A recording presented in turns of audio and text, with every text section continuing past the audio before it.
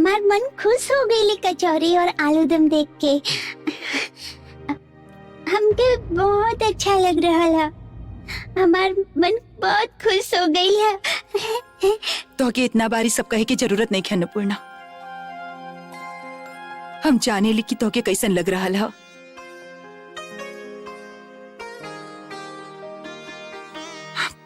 तू मन खराब मत करा।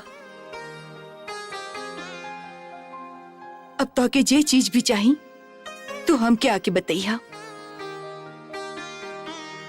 हम हई ना।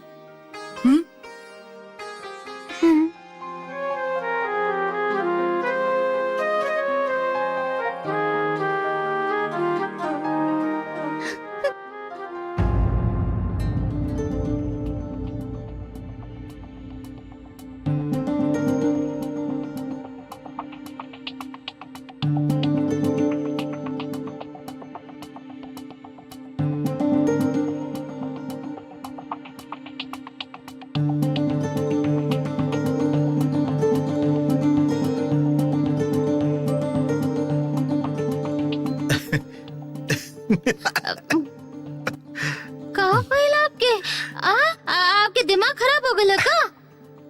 अरे दिमाग के चलते ही सब कुछ है, समझ लू। बैठा एवा बैठा। आज ऑफिस में हमें ऐसा काम कैली ना कि तू सोच भी ना सकेलू। एगो बड़का ऑर्डर है, समझ लू, सप्लाई के, ओकरा कैंसिल कर देनी। मतलब कि बड़का भैया जब से बिजनेस शुरू कैले बड़न तब से रस्तोगी इंटरप्राइजेज ही माल देते रहे, ओकरा हम कैंसिल कर देनी। मैनेजर के तो डर के मारे होश उड़ गई, कहें कि सप्लाई ना हुई तो कंपनी बंद हो जाएगी। अरे कंपनी की जिम्मेदारी तो अब आपके हाथ में हो और आप कंपनी के काम ही रोक देले। आप तो खुद ही आपका नुकसान कर रहा है। बड़का भैया सुनिए तो आपके बहुत डटी है, आपकी तबीयत खराब होगा। हर बात में टोके की आदत पड़ गई। जे ना समझे लोग बारे में बात मत करा। सुनी, ये बात हम अच्छी तरह से समझ गए कि आप कंपनी के काम रोक देली। ये खबर जैसे बड़का भैया तक पहुंची, वो वापस आके आपके अच्छी तरह से डटी है। खबर कैसे जाई बतावा? कहें कि कंपनी के काम बंद ही ना हुई, कल ही हम नया सप्लायर के ऑर्डर दे दे। बाकी रस्तोगी इंटरप्राइजेस के ना, पुष्पक इंटरप्राइजेस के हमार दोस्त केडी को कंपनी खोल ले। आपके दोस्त केडी वो जो हेरा फेरी के केस में फंस के जेल गल रहे हुए ना? अरे वो सब दूसरा मामला रहे जे खत्म हो गई और अब वो जेल से रिहा हो चुका। सुना अभी ओकरा पास बहुत सा ब्लैक मनी आ गई, अब वह पैसा लगा के इन नया कंपनी खोल ली लिया। अब से उकेडी ही हमके माल सप्लाई करे, सस्ता माल, मतलब कम दाम वाला माल ज्यादा दाम में चला दे। समझ लू 50-50 जैसे हम कहले नहीं, बड़का भैया के पैसा से ही हम लोग अमीर हो जाए। अरे रुकी सुनी, लगता है कि आपके ससुर में कुछ हो गया। तबीयत तो ठीक है ना?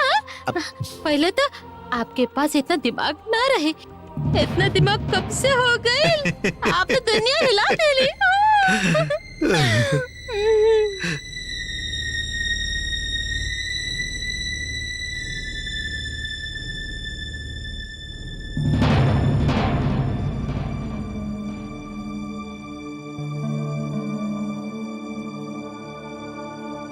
काम आई हमके भुला गईली।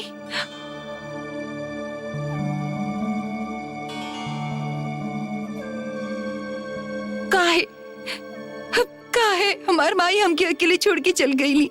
काहे हमके माई खातिर दुख ना होला? हम माई के पास ना जा पा रही, अकेले हमके तकलीफ हो रहा ला। अकेले हमके छोड़ के काहे चल गईलू माई? ए माई, तू एयर देखा हमके? के हो तू? के कर बेटी हो तू? हम जाने ली तू भौजी के छोटकी बेटी हो, है ना? एकदम आभा बेबी के जैसन सुंदर एगो बेटी दे दो ना माई। तोहर संगे केहू दूसर के तुलना हो ही ना सकेला। तू कितना अच्छा तरह से बोलेलू, ऐसे स्कूल के टीचर तक के ले ले है। ओकर बाद लड़की बैठ के रोवत रही, वो माई खातिर दुखी रही। तब एगो सुंदर सा हिरन आके नजदीक खड़ा हो गई। हिरन रोवत लड़की से कहलस, सुना बेटी, तू अब मत रोवा, जब तक तोहके तोहार माई न मिल जाई है, हम तोहरा संगे हई। हम दोनों मिलके तोहार माई के ढूंढब। तू एकदम मन दुखी मत करा। तोहके जे कुछ भी चाहिए तो हम क्या आके बताई हा? हम हई ना।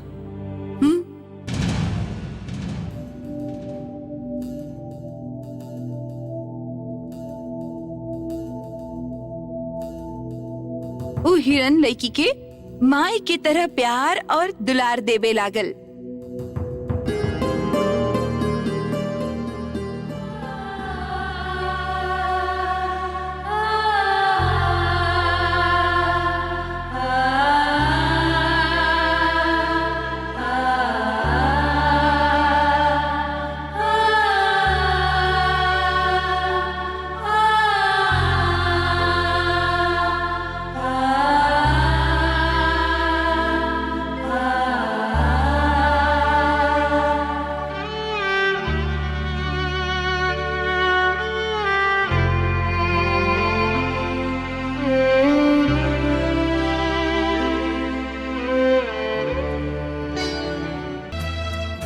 ना तू एकदम चिंता मत करा।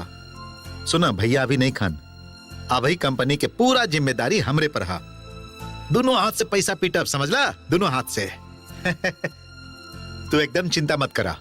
अच्छा एगो काम करा, सुना हम आज एगो बड़का ऑर्डर तोरा पास भेज देते हैं। ओके, तू देख के जल्दी से माल भेज दिया। ओके ओके, चला रखा थे। हाँ टाटा। कम इन।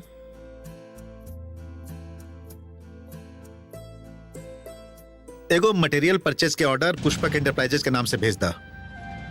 पुष्पक एंटरप्राइजेस? हाँ का? ना सर, मतलब हम लोग शुरू से ही अपन सब परचेज ऑर्डर रस्तोगी एंटरप्राइजेस के देवेली। एवा बॉस के हा? हम या तू? बड़का भैया कंपनी चलावे की जिम्मेदारी केकरा देले बड़न? आपके सर। फिर जे हम कहत हई वहे करा, अपन दिमाग लगावे के कोशिश मत करा। बाकी सर हम ई पुष्पक एंटरप्राइजेस के बारे में कुछ भी नहीं जानत।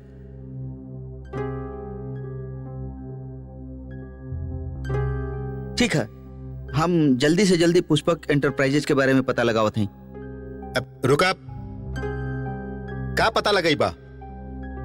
कौनो तहकीकात की जरूरत नहीं के, हम जे कह रहे हैं वह करा। अगला महीना के पूरा मटेरियल परचेज ऑर्डर के एगो लेटर ड्राफ्ट करा और तुरंत भेज दा। तहकीकात करे चलल बाड़न।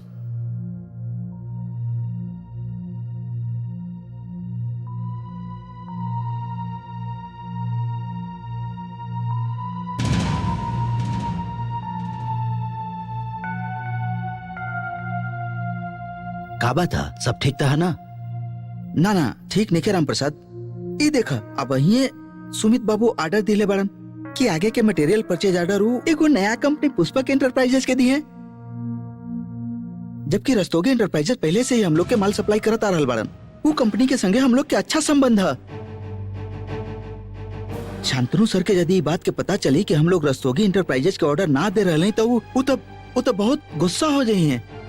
अब देखा हम ऐसा फसल है कि कुछ कर ना पावत है और उनका के बता भी ना सकत है। के है पुष्पक एंटरप्राइजेस? हम लोग आखिर काहे उनका परचेज ऑर्डर दी हैं? ना छोटका साहब शायद कंपनी के भलाई खातिर ऐसा सोचले हुई हैं, और इहो हो सकेला कि ये कंपनी पहले वाला से ज्यादा अच्छा कंपनी हो सकेला राम प्रसाद। बाकी मन में शक तो होके करेला ना।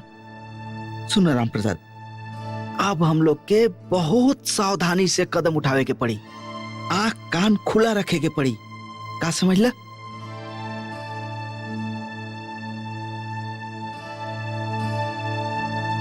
ओकरा बाद वो लड़की गाना शुरू कर दिली।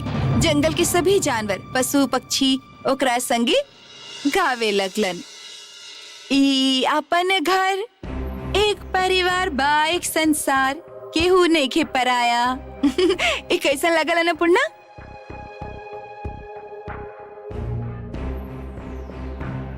अच्छा बाकी हम तो आभा है, अन्नपूर्णा नहीं की। असल में जब ही मोनो एक तो लिखत रही था, अन्नपूर्णा ही दिमाग में रही, यही से मुंह से निकल गई। फिर आप हमरा से काहे करावत है? अन्नपूर्णा से ही करा लेती। हम तो अन्नपूर्णा से ही कहले रही रोल करे खातिर, बाकी वो हमके मना कर देली। अन्नपूर्णा मना कैली काहे? का पता, वो हमरा से कहले कि स्टेज पर अकेले परफॉर्म करे में ओकरा के डर लागेला। वो सब गलत कर बैठी, ओकरा के ठीक से कुछ भी याद ना रही और तू ही ओकरा से अच्छा करबू। हमके भी लागल कि तू तो अच्छा करबे करबू। अन्नपूर्णा जब ना कर चाहेली काहे? अन्नपूर्णा तो के कुछ ना बतौली ना तो जायदा।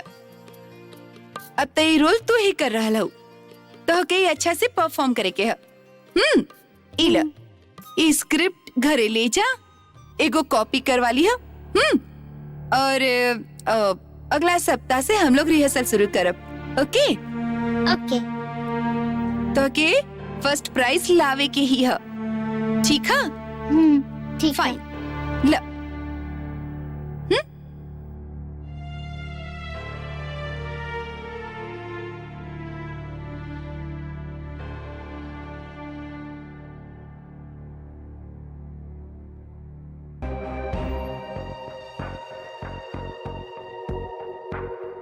कुछ कहेगा राम प्रसाद?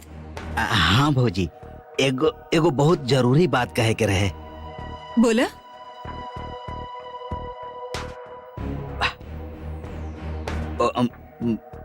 मतलब आप नाराज तो ना हो खब ना? मतलब यदि हमार बात ठीक न लगे तो हमके माफ कर दे। ना ना राम प्रसाद, हम भला नाराज काहे हो? कब तू बोला ना। असल में बाबू साहब रहतन तो हम ये सब बात उनके से कहते, आपके ये तकलीफ ना देती। राम प्रसाद तो निश्चिंत होके हमके बता सकेला। बोला। कहा कि भौजी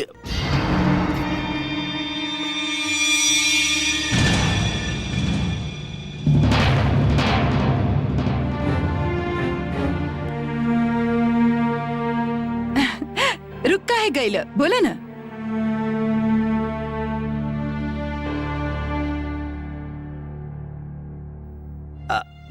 रहे दी, हम कोनो दूसर दिन। राम प्रसाद, हम समझ रहे हैं कि तू का कहल चाहेला। आप जाने ली? अन्नपूर्णा के बारे में सोच रहल बाड़ा ना, है ना? गौरी अभी तक अन्नपूर्णा के नहीं की पहचानत। अन्नपूर्णा के तकलीफ हो रहा, हमेशा गुमसुम रहेली। ये बात तो हमरा से कहल चाहेला ना? हाँ भौजी, हाँ, हम अन्नपूर्णा के बारे में ही सोचत रही। इतना मत सोचो राम प्रसाद, हम लोग सबे हैं ना। हम लोग सभी कोशिश करब कि अन्नपूर्णा खूब खुश रहे, अच्छा से रहे। आप लोग तो अन्नपूर्णा के इतना ध्यान रखेली, हमके का चिंता है। हाँ।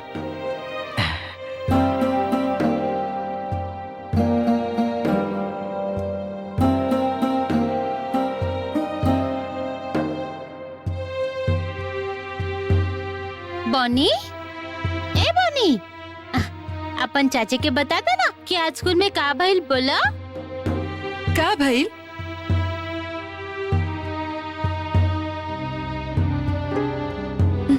हम दौड़ प्रतियोगिता में भाग ले ली और फर्स्ट भी आईली। हमरा जैसन केहू दौड़ ही ना सकेला। जाने लो चाची, हमार अगल बगल में जे भी आयल हम उस सब के धक्का दे दिली। अरे ये का कहला? छी, ऐसा ना कहल जाला बेटा। फिर कबो ऐसा मत करिया। जब खुद दौड़ के फर्स्ट आईबा तबे तो जीतबा। केहू के धक्का मार के फर्स्ट आवे में कौन तारीफ नहीं खे। आगे से कबो ऐसा मत करिया, ठीक है?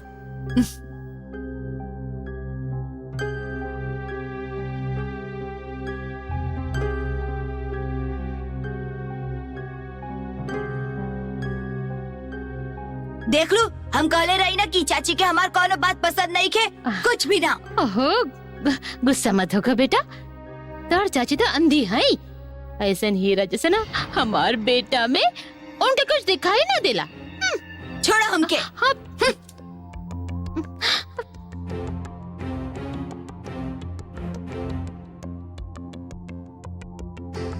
अपन खुद के बेटा ना रहन ना, ऐसे हमार बेटा से जरेली।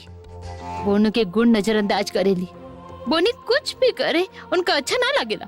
फालतू बात।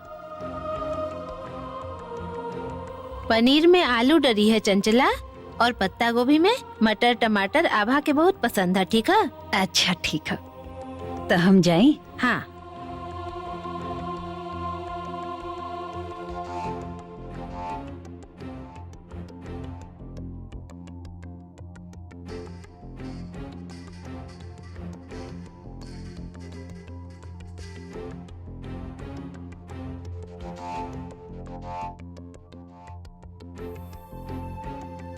आभा, तोके पता है कि आज तोहर फेवरेट डिश बन रहल है, पत्ता गोभी मटर संगे पनीर भी है।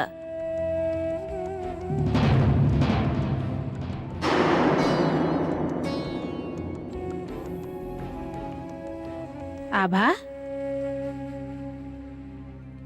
का भइल बेटा? जाने लो आज जयश्री मैम हमके का बतौली। का बतौली? स्कूल कंपटीशन खातिर जे मोनो एक्ट प्ले हम कर रहल है वो पहले अन्नपूर्णा के करे खातिर कहले रही, बाकी अन्नपूर्णा ना कर देली। वो कहली कि ओकरा के अकेले स्टेज पर जाए में डर लगेला और भी बहुत कुछ कहली। अजीब बात है ना बुआ, अन्नपूर्णा के डर लगेला, वो तो कौनो भी चीज से ना डराएली। हम नाटक में देख चुकल है, वो तो बहुत अच्छा एक्टिंग करेली। फिर अन्नपूर्णा ऐसा काहे कर रहा है? काहे? वो एक्टिंग ना के लिए तो ठीक है, बाकी वो जयश्री मैम से कहली कि ओकर जगह पर हमके ले लेबे। काहे बुआ, काहे? हम देखत हई बेटा, हम ओकरा से बात करब। तू मत रोवा, सब ठीक हो जाए।